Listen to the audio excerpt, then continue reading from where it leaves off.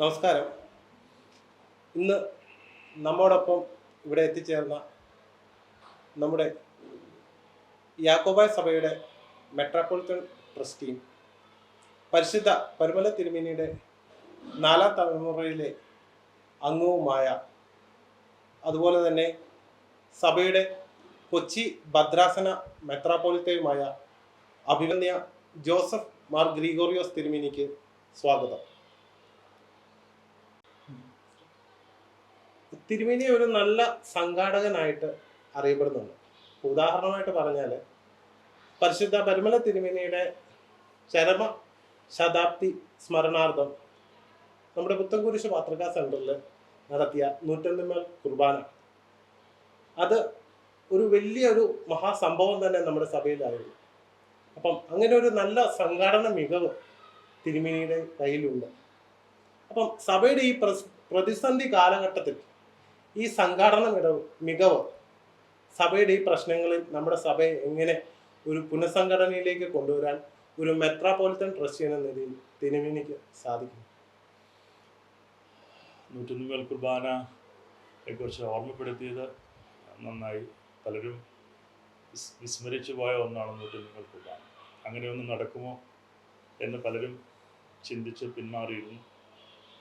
പക്ഷേ നമ്മുടെ സഭാ ചരിത്രത്തിൽ പരിശുദ്ധനായ പരുമല കൊച്ചു തിരുമേനിക്ക് കൊടുക്കാവുന്ന ഏറ്റവും വലിയ ഒരു ട്രിബ്യൂട്ട്, ഒരാദരവായിരുന്നു അദ്ദേഹത്തിൻ്റെ ശതാബ്ദിയിൽ 101 കുർബാന, 101 ത്രോണോസുകൾ ഒരുക്കി, 101 വൈദികർ, 101 ശുശ്രൂഷകർ അന്ന് ആ ബലി അർപ്പിക്കുവാൻ സാധിച്ചു. ഒരു പക്ഷേങ്കിൽ അങ്ങനൊരു ബലി ഇതിനു മുമ്പും അതിനുശേഷവും ഒരു സഭയിലും നടന്നിട്ടുണ്ടാകും. സമൂഹ ബലി സാധാരണ നടക്കാറുണ്ട്. അത് സഭാചരിത്രത്തിൽ അല്ലെ തങ്കലിപികളാൽ എഴുതപ്പെട്ടിരിക്കുന്ന ഒരു കാര്യമാണ്. അന്ന് ഒരു 50,000 ആളുകളെ പ്രതീക്ഷിച്ചു. പക്ഷേ 5 ലക്ഷം പേർക്ക് അവിടെ എത്തിപ്പെടാൻ സാധിച്ചു. ബാക്കി ആളുകളൊക്കെ മൂവാറ്റുപുഴയിലും അതുപോലെ തന്നെ തിരുവാങ്കുളത്തും ഒക്കെയായി കുടുങ്ങിപ്പോയി എന്നുള്ളതാണ് ഒരു യാഥാർത്ഥ്യം. സംഘടന മികവ് എന്നൊന്നും ഞാൻ അവകാശപ്പെടുന്നില്ല. ഞാൻ 94 ജനുവരി മാസമാണ് മെത്രാപ്പൊലിത്തയായി സഭയിലേക്ക് വരുന്നത്. പിറ്റേ വർഷം എറണാകുളം സെൻറ്റ് പീറ്റേഴ്സ് പള്ളിയിൽ വെച്ച് കൂടിയ ഒരു യോഗത്തിൽ, അന്ന് അധികം തിരുമേനിമാരൊന്നുമില്ല, മറുഭാഗത്തേക്ക് പോയ തിരുമേനിമാരുണ്ട്. അതുകൂടാതെ പിന്നെ നമ്മുടെ കൂടെ ഉള്ളത് ഫീലിക്സിനോസ് തിരുമേനിയും തിമോത്തിയോസ് തിരുമേനിയും, പിന്നെ അന്നത്തെ സീനിയർ ബിഷപ്സായ നമ്മുടെ പെരുമ്പള്ളി തിരുമേനിയും ദേവനാസിയോസ് തിരുമേനിയും, നമ്മുടെ കാതോലിക്ക ബാവായുമാണ് ശ്രേഷ്ഠ പുണ്യശ്ലോകനായ പൗലോസ് രാമൻ ബാവ. അന്നു മുതൽക്ക് അന്നൊരു തീരുമാനമെടുത്തു, എറണാകുളത്തൊരു പാത്രിയർക്കാതിരം നടത്തും. ആരും അത് ഏറ്റെടുക്കാനുണ്ടായിരുന്നില്ല. പലരുടെയും പേര് പറഞ്ഞു. പക്ഷെ അവസാനം അത് എന്നിൽ വന്ന് പതിച്ചു. 95 അന്ന് നടത്തിയ പാത്രിയർക്കാതിരം എല്ലാം കൊണ്ടും ശ്രദ്ധേയമായിരുന്നു. അന്ന് ചർച്ചിനൊരു വലിയ പ്രതിസന്ധി എന്നുള്ള കാലഘട്ടമൊന്നും ആയിരുന്നില്ല. എന്നിരുന്നാലും വളരെ 95 വിധിയൊക്കെ വരുന്നതിന് മുമ്പാണ് ആ പാത്രിയർക്കാതിരം ഫെബ്രുവരി മാസം നടത്തപ്പെട്ടത്. അന്ന് ചീച്ചിക് തിരുമേനിയാണ്, പുണ്യശ്ലോകന ചീച്ചിക് തിരുമേനിയാണ് ജർമ്മനിയിലെ യൂറോപ്പിലെ ബിഷപ്പായിരുന്ന അന്നത്തെ ഗസ്റ്റായിട്ട് പറ്റിലേക്കൽ പ്രതിനിധിയായിട്ട്. അന്ന് മുതൽക്ക് ഇങ്ങോട്ട് സഭയുടെ പൊതുവായ എല്ലാ യോഗങ്ങളും സംഘടിപ്പിക്കുവാനും അതിന് നേതൃത്വം കൊടുക്കുവാനും സഭ എന്നെയാണ് നിയോഗിച്ചിട്ടുള്ളത്. അത് ഒരു നിയോഗമായി ഏറ്റെടുക്കുന്ന കാര്യങ്ങൾ കൃത്യമായിട്ട് ചെയ്യണമെന്ന് എനിക്ക് നിർബന്ധമുണ്ട്. അത് ദൈവാനുഗ്രഹത്താലും എല്ലാവരുടെയും സഹകരണം കൊണ്ട് ഓരോ ഉത്തരവാദിത്തങ്ങൾ ചുമതലപ്പെടുത്തുന്നവർ ആ ഉത്തരവാദിത്തങ്ങൾ അവരുടെ ഭാഗം നിറവേറ്റപ്പെടുമ്പോഴാണ് ഇങ്ങനെയുള്ള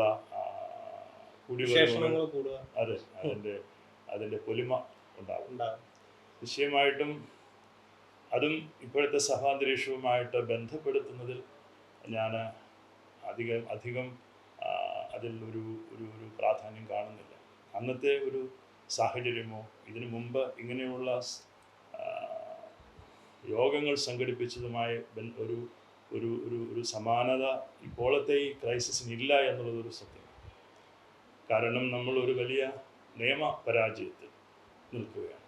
ഞാനത് നിയമപരാജയം എന്ന് പറയാൻ കാരണം നിയമത്തിൻ്റെ മുന്നിൽ നമ്മൾ പരാജയപ്പെട്ടു എന്ന് തൽക്കാലം നമ്മൾ പരാജയപ്പെട്ടിരിക്കുകയാണ്. നീതി നിഷേധിക്കപ്പെട്ടു. ആ നീതി നിഷേധിക്കപ്പെട്ടു, സത്യം തമസ്കരിക്കപ്പെട്ടിട്ടുണ്ട് എന്നുള്ള ബോധ്യം നന്നായിട്ടുള്ളതുകൊണ്ട് എന്തെങ്കിലും ഒരു കാലത്ത് ഇതൊക്കെ നേരായ വഴിയിലൂടെ വരുമെന്നുള്ള പ്രതീക്ഷ ഞാനിപ്പോഴും കൈവിട്ടിട്ടില്ല. എന്നിരുന്നാലും ഇപ്പോൾ നമ്മൾ അഭിമുഖീകരിച്ചു കൊണ്ടിരിക്കുന്ന പ്രതിസന്ധി വളരെ വലുത് തന്നെയാണ്. അങ്ങനെയുള്ള പ്രതിസന്ധിയിൽ സഭയ്ക്ക് ഒറ്റക്കെട്ടായി നിന്ന് വിശ്വാസത്തിൽ യാതൊരു വിധത്തിലുള്ളതായ വിട്ടുവീഴ്ചയും ചെയ്യാൻ ഇടവക ജനങ്ങൾ തയ്യാറല്ലാത്തിടത്തോളം കാലം ഈ സഭയും അതിൻ്റെ സംവിധാനങ്ങളും തിരുമേനിമാരും ഒക്കെ ജനങ്ങളോടൊപ്പം നിന്നാൽ ഒരു പള്ളി നഷ്ടപ്പെട്ടാൽ അതുപോലത്തെ പല പള്ളിയും പണിയാനുള്ളതായ ശേഷി ഈ വിശ്വാസ സമൂഹത്തിൻ്റെ വിശ്വാസത്തിൻ്റെ പൂർണ്ണതയിലുണ്ട് എന്ന് ഞാൻ വിശ്വസിക്കുന്നു. അത് ഈ പ്രയാസഘട്ടങ്ങളിലും അതവർ തെളിയിച്ചിട്ടുള്ളതാണ്. അതിനെ നിർവീര്യമാക്കുന്നതിന് വേണ്ടിയാണ് നമ്മുടെ സഹോദരങ്ങളായ മറുവിഭാഗം മരണപ്പെടുന്നവരെ പോലും അടക്കുന്നതിന് തടസ്സം നിന്നത്. അത് വരുമ്പോൾ എങ്കിലും ഈ ആളുകളെ കൂടെ കിട്ടും എന്നുള്ള വലിയ ഒരു ഒരു ഒരു ചിന്ത, ഒരു ദുഷ്ടചിന്ത, ഒരു സ്ട്രാറ്റജി അവരുടെ ഭാഗത്തുണ്ടായിരുന്നു. പക്ഷേ അതിലും അവർക്ക് വിജയം കാണാൻ സാധിച്ചില്ല എന്നുള്ളതാണ് ഒരു യാഥാർത്ഥ്യം. തിരുമേനി, നമ്മുടെ ഈ കേസ് അല്ലെങ്കിൽ കേസിൻ്റെ അനന്തരഫലമായി വളരെയധികം പള്ളികൾ നമുക്ക് നഷ്ടപ്പെട്ടാൽ ആ സ്ഥിതി വിശേഷത്തെ എങ്ങനെ കാണും? നമ്മൾക്ക് ഇതിനോടകം കഴിഞ്ഞ 2-3 വർഷത്തെ ഒരു കണക്കെടുത്താൽ, ഒരു 2017 ജൂലൈ 3 വിധിക്ക് ശേഷമുള്ള കണക്കെടുത്താൽ 56-57 പള്ളികൾ നമുക്ക് നഷ്ടപ്പെട്ടിട്ടുണ്ട്. ഈ നഷ്ടപ്പെട്ട ഇടങ്ങളിലെല്ലാം നമുക്ക് പുതിയ ദേവാലയങ്ങൾ ഉയർന്നിട്ടുണ്ട്. ചിലതെല്ലാം പ്രോപ്പർ സ്ട്രക്ചറാണ്, ചിലതെല്ലാം ടെമ്പററിയാണ്. അതെല്ലാം ഒന്നുകൂടി മെച്ചപ്പെട്ട നിലയിൽ പടുതുയർത്തുന്നതിന് വേണ്ടിയിട്ടുള്ള ശ്രമങ്ങൾ തുടർന്നുകൊണ്ടിരിക്കുന്നു.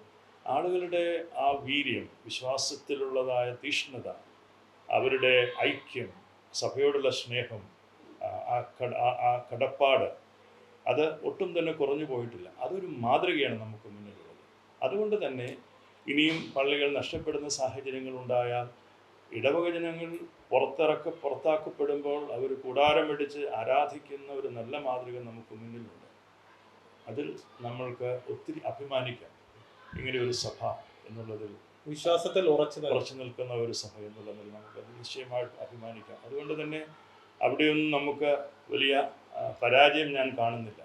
പരാജയം എന്ന് പറയുന്നത് ഈ പറയുന്ന സ്ട്രക്ചറലായിട്ടുള്ള അല്ലെങ്കിൽ ദേവാലയങ്ങൾ, അതിനൊരു ഇമോഷണൽ അറ്റാച്ച്മെൻറ്റ് വളരെ വലുതാണ്. ആ ഇമോഷണൽ അറ്റാച്ച്മെൻറ്റ് ഉള്ളപ്പോൾ തന്നെ വിശ്വാസപരമായ കാര്യങ്ങളിലുള്ള തീഷ്ണത അതിനെ കുറച്ച് കാണാൻ ആളുകൾ തയ്യാറല്ല. അവിടെയാണ് വിശ്വാസികളാണ് ഒരു തീരുമാനമെടുക്കുന്നത്. അവിടെ നേതൃത്വം കൊടുക്കുവാൻ തിരുമേനിമാർ മുന്നിൽ നിന്നാൽ, വൈദികർ കൂടെ നിന്നാൽ നിശ്ചയമായിട്ടും നമുക്ക് വർത്തമാന സഭയൊക്കെ ഒന്നുമില്ലായ്മയെന്ന് വളർന്നു വന്ന സഭയാണ്. ആ നിലയിൽ പോലും ചിന്തിച്ചു തുടങ്ങി നമ്മുടെ വിശ്വാസ സമൂഹം. അത് തന്നെയാണ് ഒരു പക്ഷേങ്കിൽ നമുക്ക് ഈ നീതി നിഷേധത്തിന് ഒരു അറുതി വരുന്നില്ല എങ്കിൽ, തമസ്കരിക്കപ്പെട്ട സത്യം അത് സത്യമായി പുറത്ത് വരുന്നില്ല എങ്കിൽ ഒരു പക്ഷേങ്കിൽ അങ്ങനെയൊക്കെ നമുക്ക് ചിന്തിക്കേണ്ടതായിട്ട് വരും. വിശ്വാസം ബലിയടിക്കാനായിട്ട് ഒരു ഇടവക്കാരും പോലും ചിന്തിക്കുന്നേ ഇല്ല. ആരും തന്നെ അങ്ങനെ ചിന്തിക്കുന്നില്ല. ഈ മെത്രാങ്കാക്ഷികൾക്ക് വിധി മൂലം ലഭിക്കുന്ന പള്ളികളിൽ നമ്മുടെ സഭയിലെ വൈദികരെ തന്നെ നിലനിർത്തിക്കൊണ്ട്, അല്ലെങ്കിൽ അങ്ങനെ ഒരു കാപട്യ അവർ പുറത്തെടുത്തുകൊണ്ട് അവരെ തന്നെ നിർത്താനായിട്ട് അവർ ഉദ്ദേശിക്കുന്നുണ്ട്. അപ്പം നമ്മുടെ സഭയിലെ ചില ആഭ്യന്തര പ്രശ്നങ്ങൾ മൂലം ഈ വൈദികർ അങ്ങനെ നിലനിന്നാൽ അതിനെ നമ്മുടെ സഭ എങ്ങനെയാണ് പ്രതിരോധിക്കുന്നത്? അല്ലെങ്കിൽ അങ്ങനെ ഒരു പ്രതിരോധിക്കാൻ വേണ്ട എന്തെങ്കിലും നടപടികൾ ഉണ്ടാവുമോ? ഇപ്പോഴത്തെ നമ്മുടെ ദൈവാലയങ്ങളിൽ ആരാധിക്കുന്നത്, നേതൃത്വം കൊടുക്കുന്നത്, ആ ദൈവാലയങ്ങൾക്കെല്ലാം ഒരു ഡയസിസ് ഉണ്ട്. ഡയസിസ് മെത്രാപ്പോലിത്ത. ആ മെത്രാപ്പോലിത്ത പരിശുദ്ധ പത്രീർക്കീസ് ബാവായുടെ ആത്മീയ മേലധ്യക്ഷന് കീഴിലുള്ള കത്തോലിക്ക ബാവായുടെ നിയന്ത്രണത്തിലുള്ള മെത്രാപ്പോലിത്തന്മാരും മെത്രാപ്പോലിത്ത നിയന്ത്രണത്തിൽ വൈദികരുമാണ്. ഇപ്പോൾ അവിടെ ഒരു സ്റ്റാറ്റസ് കോ ഉണ്ട്. ആ സ്റ്റാറ്റസ് കോയ്ക്ക് വിരുദ്ധമായ ഏതെങ്കിലും ഒരു മെത്രാപ്പോലിത്ത ഏതെങ്കിലും ഒരു ഭദ്രാസനത്തിൽ ഏതെങ്കിലും ഒരു വൈദികനൊരു കത്ത് കൊടുത്താൽ, ഒരു ലെറ്റർ കൊടുത്താൽ, അദ്ദേഹത്തെ എൻഡോഴ്സ് ചെയ്തുകൊണ്ട് കൊടുത്താൽ അതിന് ഒരു വിലയും ആ വൈദികൻ കൊടുക്കേണ്ട ആവശ്യമില്ല. വൈദികൻ കൊടുക്കാൻ ഒക്കത്തില്ല. ആ വൈദികനെ അപ്പോയിന്റ് ചെയ്തിരിക്കുന്നത് മെത്രാപ്പോലിത്താണ്. മറിച്ച് മറുവിഭാഗത്തിലെ മെത്രാപ്പോലിത്തായോ കാതോലിക്കായോ അദ്ദേഹത്തിനൊരു അപ്പോയിൻമെൻറ്റ് ആ പള്ളിയിൽ കൊടുത്താൽ അത് സ്വീകരിക്കേണ്ട ആവശ്യം ആ വൈദികനില്ല. അതേസമയം അവിടെ നമ്മളുടെ വൈദികൻ കയറാൻ സാധിക്കാതെ വരികയോ നമ്മളുടെ വൈദികനെ കയറുന്നതിൽ ആരാധിക്കുന്നതിൽ പോലീസ് അല്ലെങ്കിൽ നിയമം തടസ്സപ്പെടുത്തുകയോ ചെയ്യുകയും അവരുടെ വൈദികൻ അവിടെ കുർബാനയ്ക്ക് വരികയും ചെയ്യുന്ന സാഹചര്യം ഉണ്ടായാൽ അവിടെ നമ്മളുടെ ജനങ്ങൾ അവിടെ നിലപാടെടുക്കും. അതാണ് നമ്മൾ കണ്ടുവരുന്നത്. നമ്മുടെ വൈദികരപ്പം നമ്മുടെ ഒപ്പം തന്നെ നിൽക്കും എന്നുള്ളൊരു അങ്ങനെ തന്നെയാണ് നമ്മുടെ വിശ്വാസികളും ഈ സഭയും അങ്ങനെ തന്നെയാണ് കാണുന്നതും വിശ്വസിക്കുന്നത്. കാരണം അതുകൊണ്ട് മാത്രമുള്ള ഓഫേഴ്സ് അപ്പുറം കിട്ടാം. അതുകൊണ്ട് ഓഫേഴ്സൊക്കെ ധാരാളം ഉണ്ടാകും. അങ്ങനെ ഓഫേഴ്സിലൊക്കെ വീണ് പോകാൻ ഈ വൈദികർക്ക് എത്രയോ മുമ്പേ മറുവിഭാഗത്തേക്ക് പോകാമായിരുന്നു. അതുപോലെയുള്ള ആക്ഷേപങ്ങളും അധിക്ഷേപങ്ങളും അതുപോലെയുള്ള പീഡനങ്ങളും അതുപോലെയുള്ള ഇല്ലായ്മകളിലൂടെ ഒക്കെ വന്ന ഒരു സഭയാണിത്. ഈ വൈദികരുമൊക്കെ അതൊക്കെ ഏറ്റവും ഗ്രൗണ്ട് ലെവലിൽ ഏറ്റവും കൂടുതൽ അതേക്കുറിച്ച് കൺഫ്രണ്ട് ചെയ്യുന്ന ബഹുമാനപ്പെട്ട വൈദികരാണ്. പക്ഷേങ്കിൽ അവരെ ബലപ്പെടുത്തുന്ന യഥാർത്ഥത്തിൽ വിശ്വാസി സമൂഹമാണ്. അവിടെയും ഈ വിശ്വാസി സമൂഹത്തോടാണ് നമുക്ക് കൂടുതൽ ആദരവും സ്നേഹവും കടപ്പാടും തോന്നുന്നത്. അവരുടെ ഒരു സപ്പോർട്ട് തന്നെ അവരെ നിലനിർത്താനായിട്ട് നമ്മുടെ സഭയെ യഥാർത്ഥത്തിൽ നിലനിർത്തിയിട്ടുള്ളതും നമ്മുടെ സഭ നിലനിന്നതും യഥാർത്ഥത്തിൽ നമുക്കൊരു ഘട്ടമുണ്ടായിരുന്നു. ഒരു മെത്രാപ്പോലിത്ത ഇല്ലാത്ത ഘട്ടങ്ങൾ പോലും നമുക്കുണ്ടായിട്ടുണ്ട്. അങ്ങനെയുള്ള ഘട്ടങ്ങളിലൊക്കെ വിശ്വാസികളുടെ കൂട്ടമാണ്, അവരുടെ ഒത്തുചേരലാണ്, അവരുടെ കൂട്ടായ പരിശ്രമത്തിൻ്റെയും വിശ്വാസ തീഷ്ണതയുടെയും ഒരു സാക്ഷ്യമാണ് യഥാർത്ഥത്തിൽ ഈ സഭ എന്ന് പറയുന്നത്. അതുകൊണ്ടാണ് നമ്മൾ ഡെമോക്രാറ്റിക് വേയിൽ കാര്യങ്ങൾ പോകണം. വിശ്വാസികളുടെ ഇംഗിതത്തിനനുസരിച്ച് കാര്യങ്ങൾ ക്രോഡീകരിക്കണം, അവരെ മാനിക്കണം, അവർ പറയുന്നത് കേൾക്കണം, അവരുടെ ഇഷ്ടം നമ്മൾ ഒരിക്കലും തമസ്കരിക്കാതെ എല്ലാവരെയും ചേർത്ത് നിർത്തിക്കൊണ്ട് കൊണ്ടുപോകാറും ആ വിശ്വാസത്തിലാണ് നമ്മൾ നിലനിൽക്കുന്നത്. അതുകൊണ്ട് തന്നെ തിരുമേനി ഒരു വർഷം മുമ്പ് മെത്രാൻ കക്ഷിയിലെ മെലത്തിയോസ് തിരുമേനി അല്ല മെലത്തിയോസ് മെത്രാൻ ഒരു അഭിമുഖത്തിൽ ഇങ്ങനെ പറയുകയുണ്ടായി.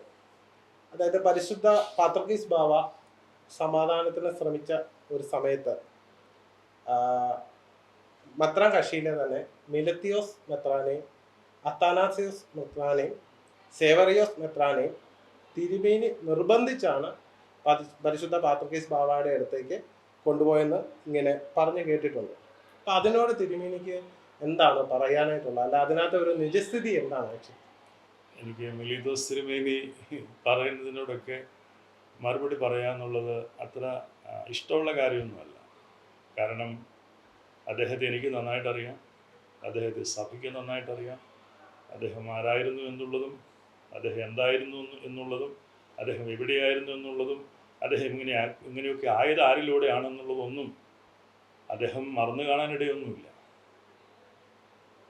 തിരുമേനി ശരിക്കും ആടിനെ പട്ടിയാക്കുന്ന കാര്യത്തിൽ വിദഗ്ധനാണ്.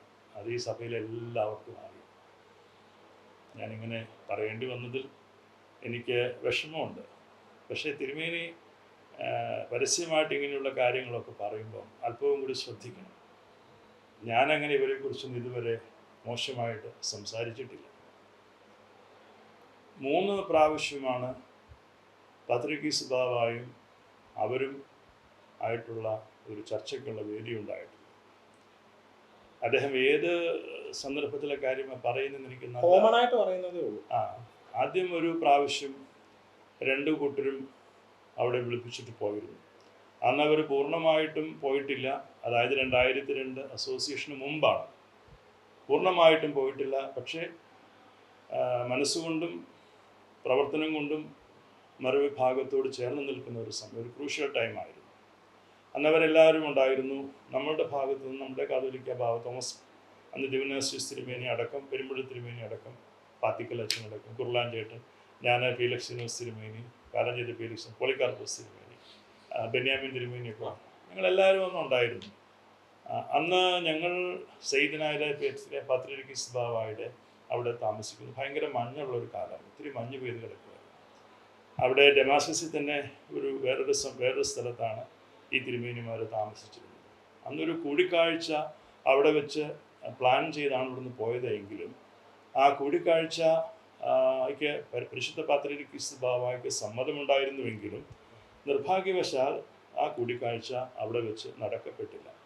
അതിൻ്റെ വിശദാംശങ്ങൾ ഇപ്പോൾ പറയാൻ ഞാൻ ആഗ്രഹിക്കുന്നില്ല. അത് നടന്നില്ല. പിന്നീട് ഒരു സന്ദർഭം ഉണ്ടായി. വീണ്ടും ഇതിൻ്റെ ഫോളോ അപ്പ് ആയിട്ട് വീണ്ടും ഒന്ന് വിളിച്ചിരുന്നു. അത് വിളിച്ചത് പാത്രിക്കേറ്റിൽ നിന്ന് വിളിച്ചതാണ്. പേട്രിയാർക്കേറ്റിൽ നിന്ന് വിളിച്ചപ്പോൾ ഇവർ ഡിറ്റാച്ച് നിൽക്കുന്നത് കൊണ്ട് അവരുമായിട്ട് ഞാൻ കമ്മ്യൂണിക്കേറ്റ് ചെയ്തിട്ടുണ്ടാകാം സ്വാഭാവികമായിട്ട്. അന്ന് അവരുടെ ഗ്രൂപ്പിൽ ഈ പറയുന്ന 3 തിരുമേനിമാരുണ്ട്. ഞാനും ഫീലിക്സ് തിരുമേനിയും ആണ് പോകേണ്ടത്. യൂനിവേഴ്സിറ്റി തിരുമേനി, പെരുമ്പള്ളി തിരുമേനിയും അന്ന് കൂടെ വരുന്നില്ല എന്ന് പറഞ്ഞു. പക്ഷേ ഞങ്ങൾ പോകാനൊക്കെ തയ്യാറായതാണ്. ടിക്കറ്റ് എടുത്തതാണ്. തലേദിവസം രാത്രിയാണ്. അന്നൊരു ബന്ദ് ഉള്ള ദിവസമായിരുന്നു. അപ്പം തലേദിവസം രാത്രി എനിക്ക് പത്രികീസ് ബാവയുടെ ഓഫീസിൽ നിന്നും ബാവ തന്നെ എന്നെ നേരിട്ട് വിളിച്ചു. ബാവ എന്നെ നേരിട്ട് വിളിച്ചിട്ട് പറഞ്ഞു, ഈ മീറ്റിംഗ് നടക്കണ്ട, തിരുമേനി വരണ്ട എന്ന് കൽപ്പിച്ചു. യഥാർത്ഥത്തിൽ ആ മീറ്റിങ്ങിൽ പോകണമെന്ന് താല്പര്യമുണ്ടായിരുന്നു. ഫീലിക്സിനും തിരുമേനിക്കും താല്പര്യമുണ്ടായിരുന്നു. വിഷയം തീരുന്നതിന് വേണ്ടിയിട്ടാണ്. അവർ ഈ സഭ വിട്ടു പോകാതിരിക്കാൻ, ഈ സഭയിൽ തന്നെ നിലകൊള്ളാൻ ഒരു പക്ഷേങ്കിൽ അത് സഹായിക്കുമായിരുന്നേക്കാം എന്ന് ഞാൻ വിശ്വസിക്കുന്നു. പക്ഷേ അന്ന് ആ മീറ്റിംഗ് നടന്നില്ല.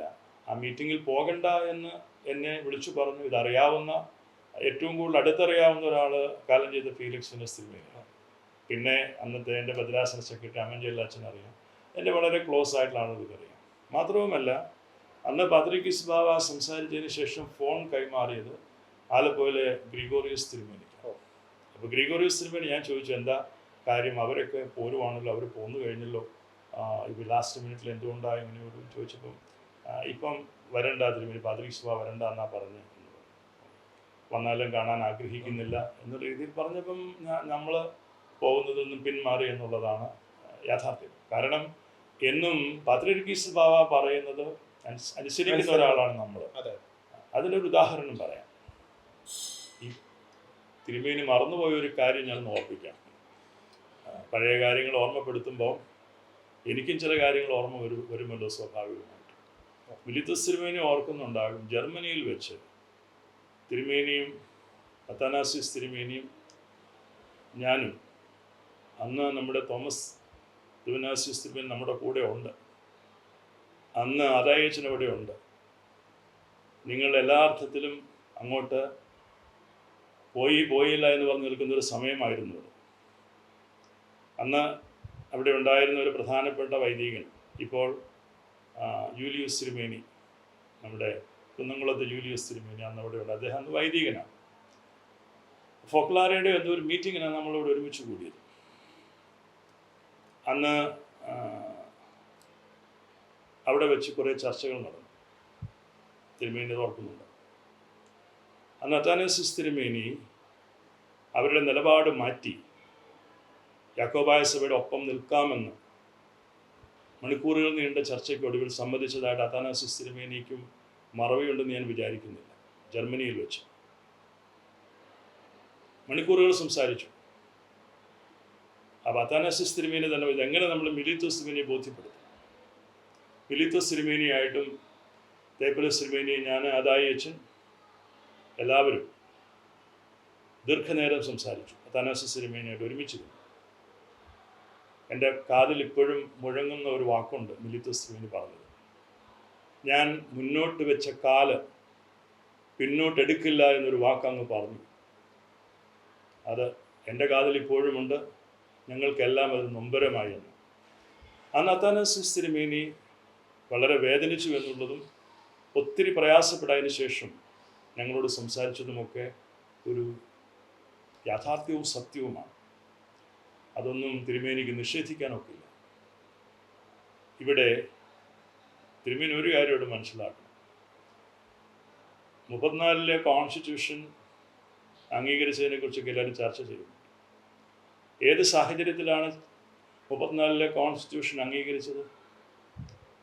സുപ്രീം കോടതിയിൽ സീനിയർ ലോയേഴ്സ് പറഞ്ഞു 95-ലെ വിധി അനുസരിച്ച്, എന്ന് വെച്ചാൽ 95-ലെ വിധി അനുസരിച്ച് അന്ത്യോക്യ പാത്രികീസ് സഭയുടെ പരമാധ്യക്ഷനാണ്. 95-ലെ വിധി അനുസരിച്ച് അന്ത്യോക്യ പാത്രികീസ് കാതോലിക്കയുടെ മേൽസ്ഥാനിയാണ്. 95 വിധി അനുസരിച്ച് തോമായുടെ സിംഹാസനം ആലങ്കാരികമാണ്, മാർത്തോമാ ശ്ലീഹയുടെ സിംഹാസനം ആലങ്കാരികമാണ്. 95 വിധി അനുസരിച്ച് സഭ യൂണിവേഴ്സലാണ്, എന്ന് വെച്ചാൽ ഓട്ടോസിഫാലസ് അല്ല. 95 വിധി അനുസരിച്ച് ഇടവക പള്ളികൾ സ്വതന്ത്രമാണ്. 95 വിധി അനുസരിച്ച് ഇടവക പൊതുയോഗത്തിലാണ് കാര്യങ്ങൾ തീരുമാനിക്കേണ്ടത്. ഇത് പറഞ്ഞത് ഞാനല്ല, ഇത് മെജോറിറ്റി ജഡ്ജ്മെൻറ്റ് പറഞ്ഞതാണ്. ഈ മെജോറിറ്റി ജഡ്ജ്മെൻറ്റ് മണർകാട് പള്ളിയിൽ വെച്ച് പ്രസംഗിച്ച തിരുമേനി അതൊക്കെ മറന്നു പോവാണ്ട് സൂക്ഷിക്കണം. തിരുമേനിയാണ് പ്രസംഗിച്ച് നടന്നത്. എന്നിട്ട് എന്തുണ്ടായി? 34 കോൺസ്റ്റിറ്റ്യൂഷൻ ഞാൻ മാത്രമല്ല, കാലം ചെയ്ത പൗലൂസ് രണ്ടാമൻ ബാവ അംഗീകരിച്ചിട്ടുണ്ട്, ക്ലിമീസ് തിരുമേനി അംഗീകരിച്ചിട്ടുണ്ട്, ആലുവാല് കാലം ചെയ്ത ഗ്രിഗോറിയസ് തിരുമേനി അംഗീകരിച്ചിട്ടുണ്ട്. അങ്ങനെ ഇങ്ങോട്ട് നോക്കിക്കോളൂ. പെരുമ്പള്ളി തിരുമേനി അംഗീകരിച്ചിട്ടുണ്ട്, ദിവനാസിസ് തിരുമേനി അംഗീകരിച്ചിട്ടുണ്ട്, തിമോത്തിയോസ് തിരുമേനി അംഗീകരിച്ചിട്ടുണ്ട്, ഞാൻ അംഗീകരിച്ചിട്ടുണ്ട്. ഞാൻ അംഗീകരിച്ചത് കോടതിയിലാണ്, കോടതിയിൽ അംഗീകരിച്ചിട്ടുണ്ട്. അതുകൊണ്ട് ഈ 34 പറഞ്ഞ് കോലാഹലം ഉണ്ടാക്കുന്ന എൻ്റെ സഹോദരങ്ങളോട് എനിക്ക് പറയാനുള്ളൊരു കാര്യമുണ്ട്. അത് നിങ്ങൾ ഒത്തിരി ആവർത്തിക്കേണ്ട കാര്യമൊന്നുമില്ല. 34 അംഗീകരിച്ച് നിങ്ങൾ മലങ്കര അസോസിയേഷനിൽ പങ്കെടുക്കാനായിട്ട് എനിക്ക് കത്തയച്ചല്ലോ. കാലം ചെയ്ത മാത്യൂസ് രണ്ടാമൻ ബാവ തിരുമേനി എനിക്കൊരു കത്ത് തന്നു. ആ കത്തിൽ എന്തായിരുന്നു? എനിക്ക് മാത്രമല്ല, സഭയിലെ മുഴുവൻ തിരുമേനിമാർക്കും കത്തയച്ചു. ആ കത്തിൽ എങ്ങനെയാണ് പറയുന്നത്? 1934 കോൺസ്റ്റിറ്റ്യൂഷൻ അനുസരിച്ച് നമ്മെ, അതായത് മർത്തോമ മാത്യൂസ് രണ്ടാമൻ കാതോലിക്ക ബാവായായും മലങ്കര മെത്രാപ്പൊലീത്തയായും അംഗീകരിച്ച് എഴുതി കൊടുക്കണമെന്ന് പറഞ്ഞൊരു കത്തെനിക്ക് വന്നു. തിരുമേനിമാർക്ക് എല്ലാവർക്കും വന്നു. ഈ കത്ത് എൻ്റെ കയ്യിൽ കിട്ടിയിരിക്കുന്ന ഒരു സമയത്താണ് നമ്മളൊരു യാത്ര പോയത്. തിരുമേനിമാർ ഓർക്കുന്നുണ്ടാവും. അത്താനാസിസ് തിരുമേനി, മെലീത്തോസ് തിരുമേനി. ആദരവോടുകൂടി തന്നെയാണ് പറയണത്, സഹോദര സ്നേഹത്തോടെ.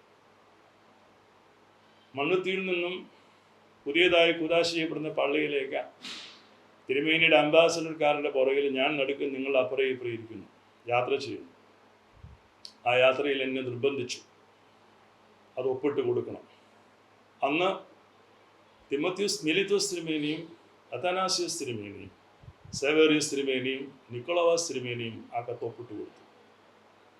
എന്നെ ഒപ്പിട്ട് കൊടുക്കാൻ ഒത്തിരി നിർബന്ധിച്ചു. ഞാൻ ഒറ്റ കാര്യം മാത്രമേ പറഞ്ഞുള്ളൂ, അങ്ങനെ ഒരു പ്രശ്നം ഉദിക്കുന്നില്ല.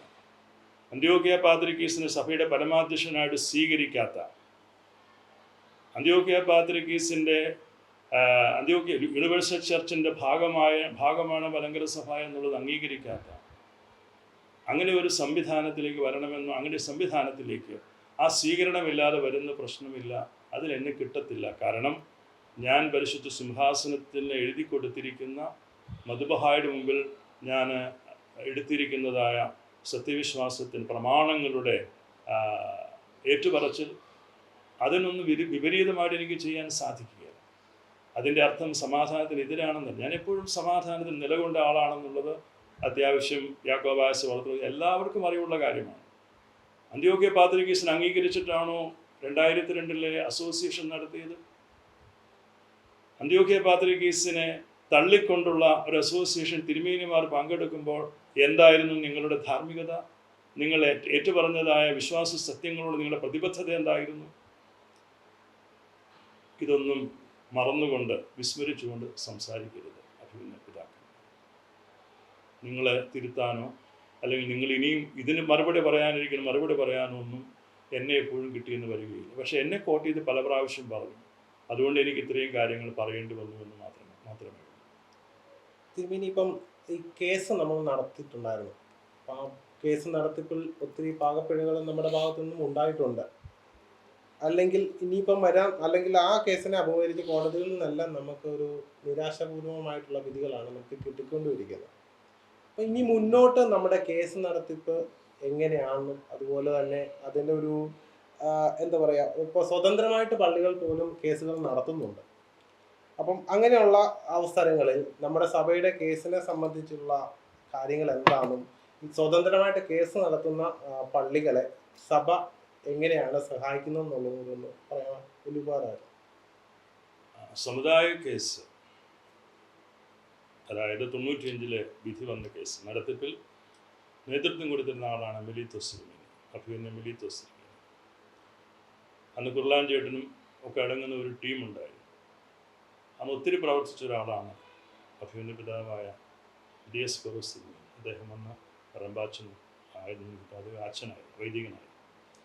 ഡൽഹി കേന്ദ്രീകരിച്ച ആ കേസ് വളരെ ഭംഗിയായിട്ട് തന്നെയാണ് നടത്തിയത്. പക്ഷേങ്കിൽ 34 കോൺസ്റ്റിറ്റ്യൂഷൻ അവിടെ പരാമർശിക്കപ്പെട്ടു.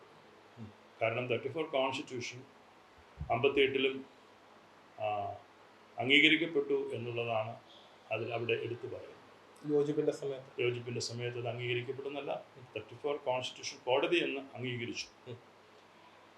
അപ്പം അതിൻ്റെ പശ്ചാത്തലത്തിൽ വന്ന ആ കേസ് അത് നന്നായിട്ട് തന്നെ നടത്തിയെന്നാണ് ഞാൻ വിശ്വസിക്കുന്നത്. അന്ന് ഞാനൊന്നും അതിൻ്റെ അകത്ത് ഒത്തിരി ഇൻവോൾവ് അല്ല. അതിൻ്റെ അകത്ത് അതിനുശേഷം നമ്മൾക്ക്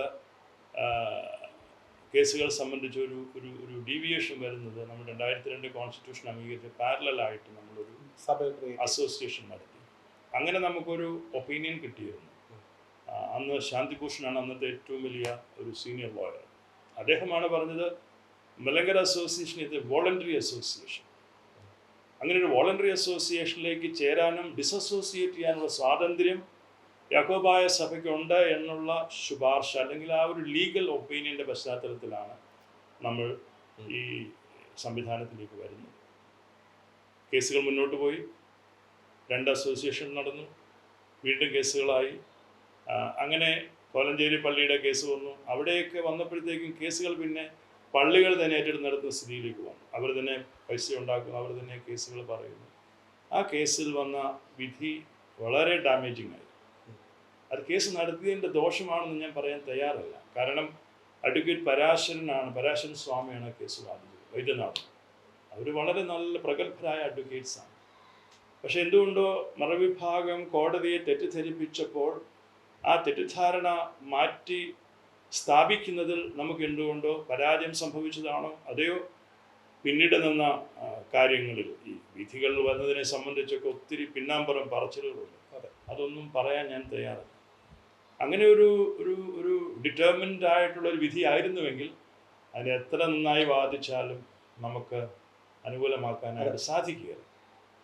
പക്ഷെ അതിന് ശേഷമാണെങ്കിൽ കൂടിയും പല കേസുകൾ വന്നു, പല ജഡ്ജസ് മാറി വന്നു. അവിടെയൊന്നും സഭയ്ക്ക് അനുകൂലമായൊരു വിധി സമ്പാദിക്കാനായിട്ട് പറ്റി. ഈ 2017 വേർഡിക്റ്റിലെ ഒരു പ്രത്യേകത എന്ന് പറയുന്നത് മറുവിഭാഗം 100% ജയിച്ചു എന്നുള്ളതല്ല, പാത്രിയർക്കീസ് വിഭാഗത്തെ ഇല്ലാതാക്കുന്നതിന് വേണ്ടിയുള്ള ഒരു വിധി കൂടിയായിരുന്നു. അതാണ് ഇവിടെ ഉണ്ടായൊരു ട്രാജഡി എന്ന് പറയുന്നത്. അവിടെ ഒരു പുരാതന സഭയുടെ അസ്തിത്വം പോലും നഷ്ടപ്പെടുന്ന രീതിയിലേക്ക് കാര്യങ്ങൾ നയിക്കാവുന്ന ഒരു സാഹചര്യത്തിലേക്ക് കൊണ്ടുപോയി. ഇപ്പോഴും കേസുകളുണ്ട്. ആ കേസുകൾ കോർഡിനേറ്റ് ചെയ്യാനുള്ള ശ്രമങ്ങളും നടത്തുന്നുണ്ട്. ഒത്തിരി പരാജയങ്ങളിലേക്കുമ്പോൾ സ്വാഭാവികമായിട്ട് വിശ്വാസ്യത നഷ്ടപ്പെട്ടിട്ടുണ്ട്. ആ വിശ്വാസ്യത നഷ്ടപ്പെട്ട പശ്ചാത്തലത്തിൽ ഇനി ഏതെങ്കിലും ഒരു കേസിൽ ഒരു അനുകൂലമായ ഒരു വിധി ഉണ്ടായെങ്കിൽ മാത്രമേ അതൊന്നും ഏകീകരിച്ചുകൊണ്ട് മുന്നോട്ട് കൊണ്ടുപോകാനായിട്ട് സാധിക്കൂ. സഭ പല പള്ളികളുടെയും കേസ് നടത്തിയിട്ടുണ്ട്. ഫോർ എക്സാമ്പിൾ നമ്മുടെ കുറിഞ്ഞി പള്ളിയുടെ കേസിൽ സഭയ്ക്ക് ഒരു 1.5 കോടി രൂപ അഡ്വക്കേറ്റിന് കൊടുത്ത പൈസ മാത്രം സഭയിൽ നിന്ന് കൊടുത്തിട്ടുണ്ട്. അല്ല പള്ളിക്ക് പൈസയൊന്നുമില്ല. പക്ഷെ പല പള്ളികളും സഭയുടെ സാമ്പത്തിക ബുദ്ധിമുട്ടുകൾ എല്ലാവർക്കുമൊക്കെ അറിയാവുന്നതുകൊണ്ട് കൂടുതൽ ബുദ്ധിമുട്ടിപ്പിക്കാറില്ല. എന്നാൽ ഇപ്പോഴും സഭ ഫണ്ടൊക്കെ സമാഹരിച്ചുകൊണ്ട് അങ്ങനെ പലരിൽ നിന്നുമൊക്കെയായിട്ട് കടമെടുത്തുകൊണ്ടുമൊക്കെ ഇപ്പോഴും കേസ് കാര്യങ്ങൾ മുന്നോട്ട് പോകുന്നു. അതിൽ വിജയമുണ്ടാകുമെന്ന് നമുക്ക് ഉറപ്പൊന്നും. പക്ഷേ നമ്മൾ അവസാനം വരെ ലീഗലായിട്ട് ഇതിനൊരു ഒരു ഒരു ഒരു സാങ്ക്ടിറ്റി അല്ലെങ്കിൽ ലീഗലായിട്ട് ഒരു ഒരു ഒരു ഒരു റിലീഫ് കിട്ടുന്നതിന് വേണ്ടി, കാരണം ഒരു നീതിന്യായ വ്യവസ്ഥിതിയോട് നമുക്ക് ധികാരപരമായിട്ട് നിൽക്കാനൊന്നും സാധിക്കുകയില്ല. അതിനൊക്കെ ഒരു പരിമിതിയുണ്ട്. അതുകൊണ്ട് നീതിന്യായ കോടതിയിൽ നിന്ന് തന്നെ നീതി ലഭിക്കണമെന്നുള്ള ഉറച്ച വിശ്വാസത്തിൽ നമ്മളിപ്പോഴും അതിനുവേണ്ടി പരിശ്രമം തുടരുന്നു. ആ പരിശ്രമത്തിൽ പള്ളികൾ എല്ലാം ഒറ്റക്കെട്ടായിട്ട് നിന്ന് ഓരോ പള്ളികൾക്കും വേണ്ടി അവിടെ അപ്പിയർ ചെയ്യുന്ന അഡ്വക്കേറ്റ്സ് ഒരേ സ്വരത്തിൽ വാദിക്കാനായിട്ട് സാധിക്കണം. അവിടെ നമുക്കുള്ളൊരു ബലഹീനത കൂടി നമ്മൾ മനസ്സിലാക്കണം. ഒന്നാമത്തെ കാര്യം, നമ്മൾ 1912 അന്ന് സ്ഥാനഭ്രഷ്ടനാക്കപ്പെട്ട പരിശുദ്ധ പത്രീരിക്കിസ് ബാവ വന്ന് ഒരു കാതോലിക്കായെ വാഴിച്ചു, ഒരു കാതോലിക്കേറ്റ് ഇവിടെ ഉണ്ടായി. അവർ അന്ന് മുതൽക്ക് ഒരു സ്വതന്ത്ര സഭയായിട്ട് പോകാനുള്ള എല്ലാ സംവിധാനങ്ങളും അവർ ചെയ്തുകൊണ്ടിരുന്നു. അതോടൊപ്പം 34 കോൺസ്റ്റിറ്റ്യൂഷൻ ഉണ്ടാക്കി. പക്ഷെ നമ്മളെ കാനോൻ ലോയിൽ മാത്രം കുറച്ച് കാനോൻ ലോ, അതാണ് നമ്മുടെ 2002 വരെ സഭയ്ക്കായിട്ടൊരു കോൺസ്റ്റിറ്റ്യൂഷൻ ഉണ്ടാക്കാൻ സാധിച്ചില്ല എന്നുള്ള വലിയ പരാജയം സഭാ ചരിത്രത്തിൽ ഉണ്ടായ ഒരു പരാജയം തന്നെയാണ്. അത് നമ്മൾ ആരെ കുറ്റം പറയും? ആലുവാല് വലിയ തിരുമേനി കുറ്റം പറയാൻ പറ്റും? അങ്ങനെ ആരെയും നമുക്ക് കുറ്റം പറയാനൊക്കത്തില്ല. It's all happened. ആ ഒരു സാഹചര്യത്തിലാണ് 58 കോൺസ്റ്റിറ്റ്യൂഷൻ ബെഞ്ചിന്റെ വിധിയിൽ സഭയ്ക്ക് സഭയുടേതായ ഒരു കോൺസ്റ്റിറ്റ്യൂഷൻ പ്രൊവൈഡ് ചെയ്യാനായിട്ട് സാധിച്ചില്ല. വീണ്ടും അതിൽ നിന്നും നമ്മൾ പാഠം പഠിച്ചില്ല. 75 സമുദായത്തിൻ്റെ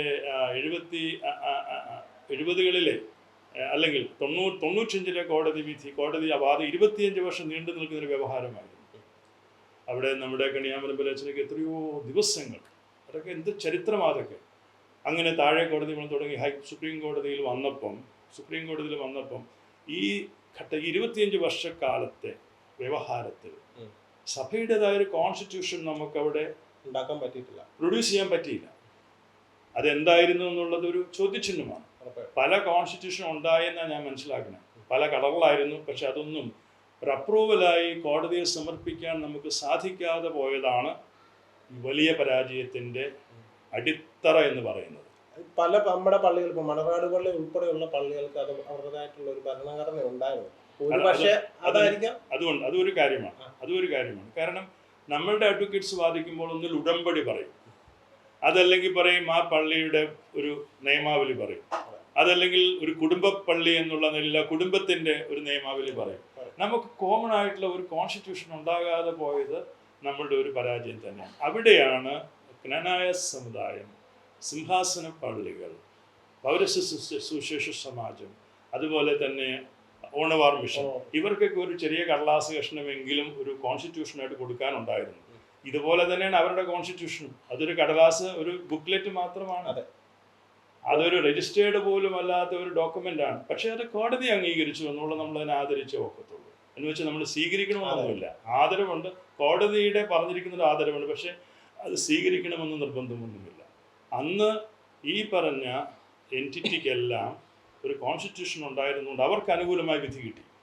നമുക്ക് ദോഷമായ നമ്മൾ ഈ 34 അംഗീകരിക്കണമെന്ന് പറഞ്ഞു. പക്ഷെ അന്ന് ആ 25 വർഷത്തെ വ്യവഹാരത്തിൽ സഭയുടേതായ കാനോൻ നിയമം അനുസരിച്ചുള്ള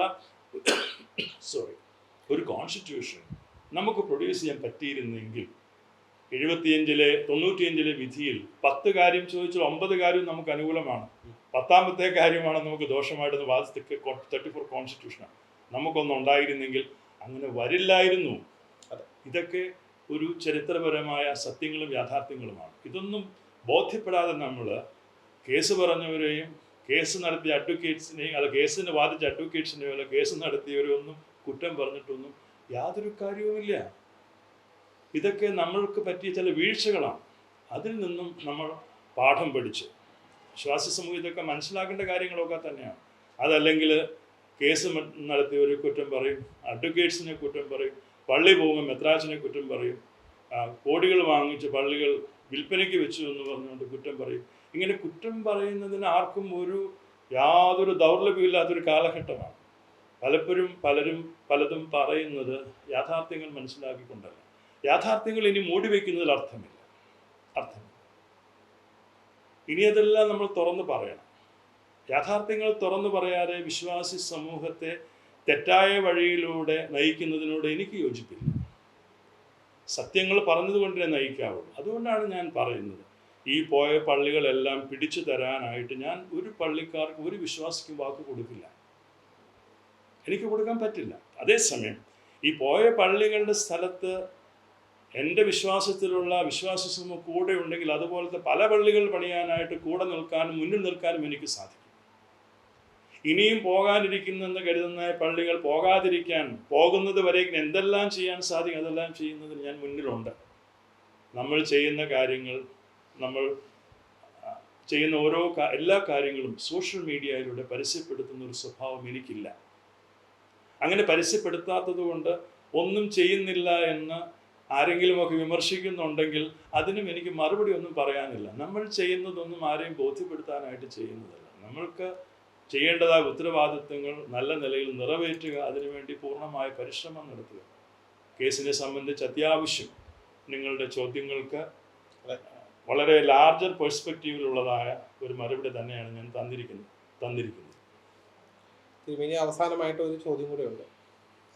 തിരുമേനി, ഈ അവസരത്തിൽ നമ്മുടെ ഇടവകക്കാർക്ക് പള്ളികൾ നഷ്ടപ്പെട്ടിട്ടുണ്ട്. ഒരുപക്ഷെ ഇനിയും മറ്റു പള്ളികളും കൂടെ നഷ്ടപ്പെടേണ്ടി വന്നേക്കാം. അപ്പം അങ്ങനത്തെ ഒരു അവസ്ഥയിൽ ജനങ്ങളെ അല്ലെങ്കിൽ നമ്മുടെ ഇടവകക്കാരെ സംബന്ധിച്ച് അതിയായ ദുഃഖമുണ്ട്. അപ്പം ഈ ഒരു അവസരത്തിൽ അവരോട് എന്താണ് തിരുമേനിക്ക് പറയാനായിട്ടുള്ളത്? യഥാർത്ഥത്തിൽ ഈ വിശ്വാസികളാണ് എന്നോട് സംസാരിച്ചുകൊണ്ടിരിക്കുന്നത്. ഞാൻ അവരോട് സംസാരിക്കുന്നതിൽ കൂടുതലായിട്ട് ഈ വിശ്വാസികൾ എന്നോട് സംസാരിച്ചുകൊണ്ടിരിക്കുകയാണ്. അപ്പോൾ അതുകൊണ്ട് ഇവിടെ ഞാൻ അവരോട് പറഞ്ഞ് ബലപ്പെടുത്തുന്നതിൽ കൂടുതലായിട്ട് ഞാൻ ബലപ്പെട്ടുകൊണ്ടിരിക്കുന്നത് ഈ വിശ്വാസികളുടെ വിശ്വാസത്തിൻ്റെ തീക്ഷ്ണതയിൽ നിന്നും, അവർ ആർജിച്ചിരിക്കുന്ന വിശ്വാസത്തിൻ്റെ പൂർണ്ണതയിൽ നിന്നും, അവർക്ക് അവരുടെ മുൻഗാമികളിലൂടെ അവർക്ക് കൈമാറി തന്ന വിശ്വാസത്തിൻ്റെ പൈതൃകം കാത്തു സൂക്ഷിക്കുന്നത് എന്തെല്ലാം നഷ്ടപ്പെട്ടാലും, സെമിത്തേരി പോയാലും, അടക്കം നടന്നില്ലെങ്കിലും ആ വിശ്വാസത്തെ അവർ പരിരക്ഷിക്കുക. അവരാണ് എന്നോട് സംവദിച്ചു കൊണ്ടിരിക്കുന്നത്, അവരാണ് എന്നോട് സംസാരിച്ചു കൊണ്ടിരിക്കുന്നത്, അവരുടെ പ്രവൃത്തിയാണ് എന്നെ ബലപ്പെടുത്തിക്കൊണ്ടിരിക്കുന്നത്. ആ വിശ്വാസത്തിൽ, ആ ബലത്തിൽ, ആ പൂർണ്ണതയിൽ അവരോടൊപ്പം നിന്ന് മുൻപോട്ട് പോകണം എന്നത് മാത്രമേ എനിക്കിതിൽ പറയാനായിട്ടുള്ളൂ. തിരുമേനി, അതുപോലെ തന്നെ ഇപ്പം നമ്മുടെ സഭയിൽ പരിശുദ്ധ സുന്നതദോസ് ഒരു തീരുമാനം എടുത്തിട്ടുണ്ട്, ഒരു നിയുക്ത ബാവായെ നിയമിക്കാനായിട്ട്, അല്ല നമുക്ക് ശക്തി പകരാനായിട്ട്, നേതൃത്വത്തിലേക്ക് കൊണ്ടുവരാനായിട്ട്. അപ്പം പൊതുവിലെ ഇപ്പോഴത്തെ സാഹചര്യങ്ങളിൽ ഈ നിയുക്ത ബാവായെ സ്ഥാനത്തിലേക്ക് കൊണ്ടുവരുന്നതിനെ പറ്റി തിരുമേനിക്ക് എന്താണ് കൂടുതൽ പറയാനായിട്ടുള്ളത്? പൊതുവിപ്പോൾ ഒരു ചർച്ചയായിക്കൊണ്ടിരിക്കുകയാണ് അത്. ഈ ഒരു ഘട്ടത്തിൽ അങ്ങനെ ഒരു വലിയ ചർച്ചയ്ക്ക് ഒരു ഇടം വന്നത് ഗുണമായോ ദോഷമായോ എന്ന് എനിക്കറിയില്ല. ഒരു സ്പോണ്ടേനിയസ് ആയിട്ട് വന്ന ഒരു തീരുമാനമാണ്. ഒരു പ്രീ മെഡിറ്റേറ്റഡ് ആയിട്ടുള്ള ഒരു കാര്യമല്ല ഇത്. യഥാർത്ഥത്തിൽ ഇപ്പോൾ ഹൈക്കോടതിയിൽ നിലനിൽക്കുന്ന പോലീസ് പ്രൊട്ടക്ഷൻ സംബന്ധിച്ചുള്ള കേസിൽ ജസ്റ്റിസ് ദേവൻ രാമചന്ദ്രൻ പറഞ്ഞ ചില നിഗമനങ്ങൾ അത് ഒത്തിരി ഭയപ്പെടുത്തുന്നതായിരുന്നു. അദ്ദേഹം നല്ല ഉദ്ദേശത്തിലായിരിക്കാം പറഞ്ഞത്. പക്ഷേ അദ്ദേഹം പറയുന്നു സഭ ഒന്നാണ്. അദ്ദേഹം പറയുന്നു സഭ രണ്ടായി പോകേണ്ടതല്ല. അദ്ദേഹം പറയുന്നു 34 കോൺസ്റ്റിറ്റ്യൂഷൻ അംഗീകരിക്കും. അപ്പം അതിലൊത്തിരി മാനങ്ങളുണ്ട് ആ പറയുന്ന കാര്യങ്ങൾക്കൊക്കെ. അത് പറയുമ്പം ഈ പള്ളികളുടെ ഡെസ്റ്റിനി എന്താണെന്ന് എല്ലാവർക്കും മനസ്സിലാവും. അവിടെയാണ് സഭ ഒരു നിലപാടെടുത്തിരിക്കുന്നത്. കോടതി എന്ത് പറയുന്നു എന്നുള്ളതല്ല, നമ്മൾക്ക് നമ്മളുടെ വിശ്വാസമാണ് വലുത്. അത് കൈമാറി തന്ന പിതാക്കന്മാരുടെ ഖബർ നമ്മോട് സംസാരിച്ചുകൊണ്ടിരിക്കുന്നു. അവരുടെ വിശുദ്ധ ജീവിതത്തിൻ്റെ ധന്യമായ സ്മരണകൾ നമ്മോട് സംസാരിച്ചുകൊണ്ടിരിക്കുന്നു. അതുകൊണ്ട് ആ വിശ്വാസത്തിൽ തുടർന്നേ മതിയാകും. അങ്ങനെ വരുമ്പോൾ ഇവിടുത്തെ ഇപ്പോൾ ഇന്ത്യയിലെ ഒരു കാത്തോലിക്കേറ്റ് എന്നാണല്ലോ നമ്മളുടെ ഒരു വിശേഷണം പുതിയതായിട്ട് വന്നിരിക്കുന്നത്. അതിൻ്റെ പിന്നിൽ വേറെ കുറച്ച് കാര്യങ്ങളൊക്കെ ഉണ്ട്. അതേക്കുറിച്ച് ഞാനൊന്നും പറയുന്നില്ല. ഇന്ത്യക്കെങ്കിൽ ഇന്ത്യക്ക് ഒരു കാതോലിക്ക ഉണ്ട്. അതിൽ ഇവിടുത്തെ ജനങ്ങൾ വളരെ സന്തോഷത്തിലാണ്. ഇവിടെ ഒരു കാതോലിക്കേറ്റ് തുടർന്നും ഉണ്ടാകണമെന്ന് വിശ്വസിക്കുന്ന ഒരാളാണ് ഞാൻ. ഒരു കാതോലിക്കേറ്റ് ഉണ്ടാവും, അത് നമ്മുടെ അവകാശമാണ്. അത് പരിശുദ്ധ പാത്രിയർക്കീസ് ബാവ ഒരു കോൺസ്റ്റിറ്റ്യൂഷനിലൂടെ നമുക്ക് അംഗീകരിച്ച് തന്നിട്ടുള്ളതാണ്. പിന്നെ നമ്മൾക്കൊരു കാതോലിക്ക ബാവ ജീവിച്ചിരിക്കുമ്പോൾ ഒരാളെ തിരഞ്ഞെടുക്കുന്ന രീതിയൊന്നും നമുക്കില്ല. പക്ഷെ സഭയുടെ ഇന്നത്തെ പരിതസ്ഥിതിയിൽ അങ്ങനെ ഒരു ചിന്ത ജനങ്ങളിലേക്ക് വന്നു. അതിൽ തിരുമേനി വരെ ഞാനൊന്നും ഇൻവോൾവ് അല്ല. അങ്ങനെ ഒരു അഭിപ്രായം വന്നപ്പോൾ അഭിപ്രായം കൂടുതൽ ശക്തിപ്പെട്ടു, ബലപ്പെട്ടു. അത് മാനേജിങ് കമ്മിറ്റിയിൽ വന്നു, അവിടെയും ബലപ്പെട്ടു. യുനാനിമസ് ഡിസിഷൻ വന്നു. അങ്ങനെ വന്നപ്പോൾ അത് സുന്നഹദോസിലേക്ക് വരുന്നൊരു സാഹചര്യമുണ്ടായി. സുന്നഹദോസിലേക്ക് വരുന്ന സാഹചര്യം ഉണ്ടാകുമ്പോൾ സ്വാഭാവികമായിട്ടും പരിശുദ്ധ പാത്രിയർക്കീസ് ബാവായുടെ അംഗീകാരമൊക്കെ ഒരു തീരുമാനങ്ങളിലേക്ക് പോകുമ്പോൾ നമുക്ക് വേണ്ടതായിട്ട് വരും. അപ്പോൾ ആ ഒരു ഘട്ടത്തിൽ ഈ വിഷയം സംബന്ധിച്ച് കൂടുതലായിട്ടുള്ള സമിതികളുടെ തീരുമാനങ്ങളും കാര്യങ്ങളും ഒക്കെ ഉണ്ടാകും. ശ്രേഷ്ഠ കാതോലിക്ക ബാവായുടെ അനാരോഗ്യമായിരിക്കും അതിനെ ചിന്തിപ്പിച്ചിട്ടുള്ളത്. ആ അനാരോഗ്യത്തിൽ സഭയ്ക്ക് മുൻപോട്ട് ഒരു ശക്തമായ നേതൃത്വം ഉണ്ടാകുമെന്നും സഭയ്ക്ക് ഇന്നലകൾ വരെ എങ്ങനെ സഭയായിരുന്നുവോ അങ്ങനെ തന്നെ നാളെകളും ആയിരിക്കണമെന്നുള്ള ഒരു വിശ്വാസം അല്ലെങ്കിൽ ആഗ്രഹം ജനങ്ങളിലുമുണ്ട്. ആ ആഗ്രഹം അല്ലെങ്കിൽ ആ ഒരു യാഥാർത്ഥ്യം ബലപ്പെടുന്നതിന് വേണ്ടി ഉണ്ടായ ഒരു ചർച്ചയാണിത്. അതൊരിക്കലും തെറ്റായ ഒരു ചർച്ചയായിട്ടൊന്നും നമുക്ക് കാണാൻ ഒക്കത്തില്ല. പക്ഷെ നീക്തൻ എന്നുള്ള രീതിയിൽ നമ്മൾ അങ്ങനെ ഇവിടെ സാധാരണ അങ്ങനെ ഒരാൾ ജീവിച്ചിരിക്കുന്നു, കീഴ്വഴക്കമില്ല എന്നുള്ള ഒരു അഭിപ്രായ പ്രകടനമാണ് ഞാനിവിടെ മനസ്സിലാക്കുന്നത്. ഞാൻ കേട്ടിരിക്കുന്നത് അങ്ങനെയാണ്. പക്ഷെ അതൊരു ജനകീയമായ ഒരു ആഗ്രഹവും സമിതികളിലൂടെ ഉയർന്നു വന്ന ഒരു ഏകാഭിപ്രായവുമായിട്ട് മാത്രം അതിനെ കാണുക, അതിനെ മാനിക്കണം, അതിനെ മാനിച്ചേ മതിയാകൂ. പക്ഷെ അത് എങ്ങനെയായിരിക്കണം എന്നുള്ള ആലോചനകൾ നടത്തി പ്രാർത്ഥിച്ചൊക്കെ നമുക്ക് തീരുമാനമെടുത്താൽ മതി. ഇനിയും അതിന് നമ്മളുടെ കോൺസ്റ്റിറ്റ്യൂഷൻ അനുസരിച്ച് നമുക്ക് ചില തീരുമാനങ്ങളുണ്ട്. അത് അസോസിയേഷനാണ് ഈ തെരഞ്ഞെടുപ്പ് നടത്തേണ്ടത്. അത് മാനേജിങ് കമ്മിറ്റിക്ക് ശുപാർശ ചെയ്യാം. സുന്നഹദോസിന് വേണമെങ്കിൽ അവിടെ നിന്നൊരു കാൻഡിഡേറ്റിനെ ഒരു വേണേൽ പ്രപ്പോസ് ചെയ്യാം. ജസ്റ്റ് പ്രപ്പോസ് ചെയ്യാമെന്നുള്ള അല്ലാതെ അത് തെരഞ്ഞെടുപ്പ് നടക്കേണ്ടത് നമ്മുടെ അസോസിയേഷനാണ്. നമുക്ക് അങ്ങനെ ഒരു സംവിധാനം ഇപ്പോഴുണ്ട്. ചിലർ വിചാരിക്കുന്നുണ്ട് 2002 കോൺസ്റ്റിറ്റ്യൂഷൻ ജസ്റ്റിസ് അരുൺ മിശ്ര അത് ഇൻവാലിഡേറ്റ് ചെയ്തു എന്നൊക്കെ. അങ്ങനെയൊന്നും ആരും കരുതണ്ട. നമുക്ക് ഉപേക്ഷിക്കണമെങ്കിൽ ഉപേക്ഷിക്കാം. That's a different matter. 2002 constitution Yakobaya Suriyani സഭയ്ക്ക് അത് സഭയുടെ അംഗീകൃത കോൺസ്റ്റിറ്റ്യൂഷനാണ്. പക്ഷേങ്കിൽ 2002 കോൺസ്റ്റിറ്റ്യൂഷൻ വെച്ചിട്ട് മലങ്കര സഭയുടെ അവരവകാശപ്പെടുന്ന ദേവാലയങ്ങളിൽ ഈ 2002 കോൺസ്റ്റിറ്റ്യൂഷൻ ഫ്രെയിംവർക്കിൽ നിൽക്കുന്ന പാരലൽ സംവിധാനം എന്ന് കോടതി പറഞ്ഞിരിക്കുന്ന സംവിധാനം അവരവകാശപ്പെടുത്തുന്നത് പ്രവർത്തിക്കുന്നതിന് മാത്രമേ അരുൺ മിശ്ര ഒരു തടസ്സം നിന്നിട്ടുള്ളൂ. അതല്ലാതെ അഡ്മിനിസ്ട്രേഷൻ അതല്ലാതെ നമ്മൾക്ക് ആ സിസ്റ്റം അനുസരിച്ച് മുന്നോട്ട് പോകുന്നതിന് ഒരു തടസ്സവും ഒരു കോടതിയും പറഞ്ഞിട്ടില്ല. ഇപ്പോഴും നമ്മൾ ആ കോൺസ്റ്റിറ്റ്യൂഷൻ്റെ ഒരു ബേസിലാണ് നമ്മൾ കാര്യങ്ങൾ പ്രവർത്തിച്ചു കൊണ്ടിരിക്കുന്നത്. അത് അങ്ങനെ തന്നെ മുന്നോട്ടും പ്രവർത്തിക്കണം എന്നുള്ളത് തന്നെയാണ് സഭ എടുത്തിരിക്കുന്ന തീരുമാനം സമിതികളുടെ ആലോചനയിലുമുള്ളതും. മാറ്റങ്ങൾ വരുത്താം, അതിന് ചേഞ്ചസ് വരുത്താം, അതിന് അമെൻമെൻറ്റ്സ് വരുത്താം, അങ്ങനെ പല കാര്യങ്ങളും കുറേ അമെൻമെൻറ്റ്സ് അതിൽ വരുത്തേണ്ടതായിട്ടുണ്ട്. അത് കാലോചിതമായിട്ട് അസോസിയേഷൻ കൂടുമ്പോൾ അല്ലെങ്കിൽ പിന്നീട് സമയത്തുമൊക്കെ അതൊക്കെ നമുക്ക് ചെയ്യാനായിട്ട് സാധിക്കും. ആത്യന്തികമായി ഒരു കാതോലിക്കേറ്റ് ഇവിടെ ഉണ്ടാകുന്നെങ്കിൽ, കാതോലിക്കേറ്റ് പിന്തുടർച്ച ഉണ്ടാകുമ്പോൾ അത് ആ തിരഞ്ഞെടുപ്പ് നടക്കേണ്ടുന്നത് നമ്മളുടെ യാക്കോബായ സുറിയാനി ക്രിസ്ത്യാനി അസോസിയേഷനിലാണ്, അസോസിയേഷനിലൂടെയാണ്. അതങ്ങനെ തന്നെ ആയിരിക്കും. തിരുമേനി, ഇത്രയും അധികം വിലയേറിയ സമയം ഞങ്ങൾക്ക് വേണ്ടി അനുവദിച്ചു തന്നെ തിരുമേനിയോട് നന്ദി പറയുന്നു. അതുപോലെ തന്നെ ഇപ്പൊ ഈ ഒരു അവസരത്തിൽ നമ്മുടെ ഈ ഇത്രയും പ്രതിസന്ധിയുടെ കാലഘട്ടത്തിൽ ഇത്രയും കാര്യങ്ങൾ ജനങ്ങളിലേക്ക് എത്തിക്കാൻ അങ്ങ് കാണിച്ച മനസ്സിന് ഞങ്ങൾ നന്ദി പറയുന്നു. ഞാൻ ആദ്യം ഒരു ഇൻ്റർവ്യൂ ഈ സമയത്ത് ഒഴിവാക്കണമെന്ന് മനസ്സുകൊണ്ട് ഓർത്തെങ്കിലും ആളുകൾക്ക് ഒത്തിരി അവരുടെ ആലോചനകളിലും ചിന്തകളിലും ഒക്കെ ഒത്തിരി ആശങ്ക ഉള്ളതുപോലെ തോന്നി.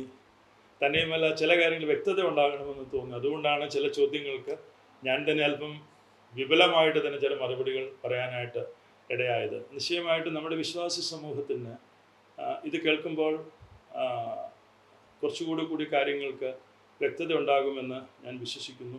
നമ്മൾക്ക് ഒരു സഭ എന്നുള്ള നിലയിൽ പരിശുദ്ധ പത്രീർക്കീസ് ബാവയുടെ ആത്മീയ മേലധ്യക്ഷതയ്ക്ക് കീഴിൽ നമുക്കൊരു കതോലിക്കേറ്റ് ഇവിടെ ഉണ്ട്. ആ ബാവായുടെ കീഴിൽ നമ്മുടെ തിരുമേനിമാരെല്ലാവരും ഒരുമിച്ച് നിന്ന് നമ്മുടെ ബഹുമാനപ്പെട്ട വൈദികർ, നമ്മുടെ ഭക്തസംഘടനയിൽ പ്രവർത്തിക്കുന്ന നമ്മുടെ വിശ്വാസ സമൂഹം, നമ്മുടെ സഭയുടെ ഭരണസമിതി അംഗങ്ങൾ, നമ്മുടെ വിശ്വാസി സമൂഹം എല്ലാവരും ഒരുമിച്ച് നിന്ന് ഈ ഒരു വലിയ പ്രതിസന്ധിയിൽ നമുക്ക് മുന്നോട്ട് പോകാനായിട്ട് സാധിക്കും. നമ്മളെ അങ്ങനെ ചെറുതായി കണ്ട് കീഴ്പ്പെടുത്താനോ ഇല്ലാതാക്കാനോ ചിതറിച്ച് കളയുവാനോ ഒന്നും ഒരു ശക്തിക്കും സാധിക്കുമെന്ന് ഞാൻ വിശ്വസിക്കുകയാണ്. ആവർത്തിച്ച് പറയട്ടെ, ഇതൊരു ദൈവത്തിൻ്റെ സഭയാണെന്ന് ഞാൻ എന്നും വിശ്വസിക്കുന്നു.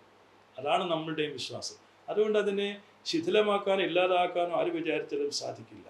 നിയമ പോരാട്ടത്തിൽ ജയപരാജയങ്ങൾ ഉണ്ടാകും. നമ്മൾ പരാജയപ്പെട്ടിരിക്കുന്നു. ആ പരാജയം സമ്മതിക്കുമ്പോൾ തന്നെ വിശ്വാസ കാര്യത്തിൽ പരാജയമല്ല, ഒന്നുകൂടി അത് പ്രോജ്വലിക്കുന്ന ഒരു വിശ്വാസമായി ഈ സമൂഹം, ഈ വിശ്വാസി സമൂഹം നമ്മുടെ കേരള സമൂഹത്തോടും ലോകത്തോടും മുഴുവൻ വിളിച്ചു പറഞ്ഞുകൊണ്ടിരിക്കുകയാണ്. നമുക്കങ്ങനെ അടിയുറച്ചു നിൽക്കാം. എല്ലാവരും ഒരുമനപ്പെട്ട് ഒരു മനസ്സോടെ ഒരേ ശബ്ദത്തിൽ നമുക്ക് മുന്നോട്ട് പോകാം. ഇടർച്ചയുണ്ടാകുന്ന ശബ്ദങ്ങൾ ആരിൽ നിന്നും ഉണ്ടാകാതിരിക്കട്ടെ. വൈരുദ്ധ്യങ്ങളും വിദ്വേഷങ്ങളും ഒക്കെ മറന്ന് നമ്മൾക്കൊരു സഭയായി മുന്നോട്ട് പോകുന്നതിന് സാഹചര്യം ഉണ്ടാകട്ടെ. ഈ ഇൻ്റർവ്യൂ അതിന് നേതൃത്വം കൊടുക്കുന്ന പ്രിയപ്പെട്ട എല്ലാവരെയും പ്രത്യേകമായിട്ട് ഓർക്കുന്നു. പ്രത്യേകിച്ചും നമ്മുടെ മണറാട് പള്ളിയിലെ ശുശ്രൂഷ സംഘം അവരൊരു നല്ല ശുശ്രൂഷയാണ് ശരിക്കും പറഞ്ഞാൽ ചെയ്യുന്നത്. അവരുടെ ശുശ്രൂഷ മതബഹായ്ക്കകത്തുള്ള ശുശ്രൂഷയിൽ ഒതുങ്ങി നിൽക്കാതെ ആ ശുശ്രൂഷയുടെ മറ്റൊരു രൂപമായി ഇത് ഇങ്ങനെയുള്ള ഡിസ്കഷൻസ്, ഇങ്ങനെയുള്ള ചിന്തകൾ ഇത് കൂടുതൽ ജനങ്ങളിലേക്ക് എത്തിക്കുവാനും സത്യമായ ശരിയായ കാര്യങ്ങൾ ജനങ്ങളിലേക്കും, അതുപോലെ തന്നെ നമ്മുടെ സഹോദരങ്ങളാണ് മറുവിഭാഗത്തിൽ ഉപദ്രവിക്കുന്നുണ്ടെങ്കിലും നമുക്കത് ഉപദ്രവമായിട്ടാണ് നമുക്ക് അനുഭവപ്പെടുന്നത്. ഒത്തിരി അകൽച്ചയും ഒത്തിരി വിദ്വേഷവും ഒക്കെ ആയിപ്പോയി. എന്നിരുന്നാൽ കൂടിയും സഹോദരങ്ങളായിട്ട് നമുക്ക് അവരെ കാണാം. അവരും ഇതൊക്കെ മനസ്സിലാക്കട്ടെ. ഒരു വിശ്വാസി സമൂഹം ആരാധിച്ചു വരുന്ന ആരാധനാലയങ്ങൾ അവിടെയുള്ള മുഴുവൻ ജനങ്ങളെയും അടിച്ചിറക്കി ഒരാൾ പോലും ഇവിടെ കുർബാനയ്ക്കില്ല എന്നുള്ളത് എൻ്റെ ഓർത്തഡോക്സ് സഭയിലെ അനുഗ്രഹീതരായ മെത്രാച്ചന്മാരും വൈദികരും ജനങ്ങളും അതൊക്കെ മനസ്സിലാക്കണം. ഇപ്പോൾ ഒരു പുതിയ ബാവ അവിടെ അമരത്ത് വന്നിട്ടുണ്ട്. ഇതൊക്കെ മനസ്സിലാക്കണം. കോട്ടയത്തുള്ള തിരുവാർപ്പ് പള്ളിയിൽ 2 കുടുംബങ്ങൾ പോലും ഇവിടെ കുർബാന കാണാനില്ലല്ലോ. 2 കുടുംബങ്ങളിലും തികച്ചവിടെ ഉണ്ടോ? ഇല്ല. അവിടെ ആ ഉടമസ്ഥർക്ക്, അവകാശപ്പെട്ടവർക്ക് അവരപ്പോൾ ഷെഡ് കെട്ടി കുർബാന ചൊല്ലുവാണ്. ഇതിലെ അനീതി, ഇതിലെ നീതികേട്, ഇതിലെ ദൈവത്തിന് നിരക്കാത്തതായ പ്രവൃത്തികൾ നമുക്കിവിടെ വിധി മാത്രമല്ലല്ലോ. കോടതി വിധി എന്തുമാകട്ടെ, കോടതി വിധി എന്തുമാകട്ടെ, കഴിഞ്ഞതൊക്കെ കഴിഞ്ഞു പോയെന്ന് ചിന്തിച്ചുകൂടെ? ഇനിയും നിങ്ങളുടെ സഹോദരങ്ങളല്ലേ ഞങ്ങളും, നിങ്ങൾക്ക് ചിന്തിച്ചുകൂടെ? അത് നിങ്ങളുടെ പള്ളി, അവർ ആരാധിക്കട്ടെ. അവിടെ ഒരു പ്രശ്നം ഉണ്ടാക്കുന്ന എന്തുകൊണ്ട് ചിന്തിച്ചുകൂടാ? ഓർത്തഡോക്സ് സഭയ്ക്ക് എന്തിൻ്റെയെങ്കിലും കുറവുണ്ടോ? എന്തിൻ്റെയെങ്കിലും കുറവുണ്ടോ? അന്യൻ്റെ അല്ലെങ്കിൽ സഹോദരങ്ങളുടെ തട്ടിപ്പറിക്കേണ്ട ആവശ്യമുണ്ടോ? അബ്രഹാം ലോത്തിനോട് പറഞ്ഞതുപോലെ എന്തുകൊണ്ട് പറയാൻ സാധിക്കുന്നില്ല? ഇതെൻ്റെ ഒരു വിനീതമായ അഭ്യർത്ഥനയാണ്, അപേക്ഷിക്കുകയാണ്.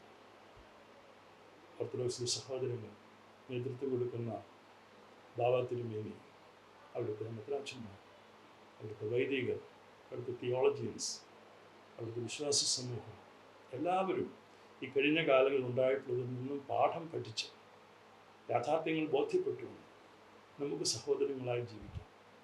എവിടെയെല്ലാം വിട്ടുവീഴ്ചകൾ ചെയ്യാൻ ഞങ്ങൾ തയ്യാറാണ്. ഇത്രയും ഞങ്ങൾക്ക് നഷ്ടപ്പെട്ടു, ഇനിയും നഷ്ടപ്പെടണമോ? നഷ്ടപ്പെടുത്താൻ തയ്യാറാണ്. നഷ്ടപ്പെടട്ടെ. അതുകൊണ്ട് സഹോദരങ്ങളായി ജീവിക്കാനുള്ള ഈ ഭാരതത്തിൽ നമ്മൾ ക്രൈസ്തവരാണ്. ക്രിസ്തീയ സാക്ഷ്യത്തിന് നിരക്കാത്ത നിലയിൽ ഒന്നും സംഭവിക്കാതിരിക്കാൻ ശ്രദ്ധയുള്ളവരാവുക. ഞാനും എൻ്റെ വിശ്വാസി സമൂഹത്തോട് അത് തന്നെയാണ് പറയുന്നത്. എല്ലാവർക്കും നല്ലത് വരട്ടെ. ദൈവം അനുഗ്രഹിക്കട്ടെ.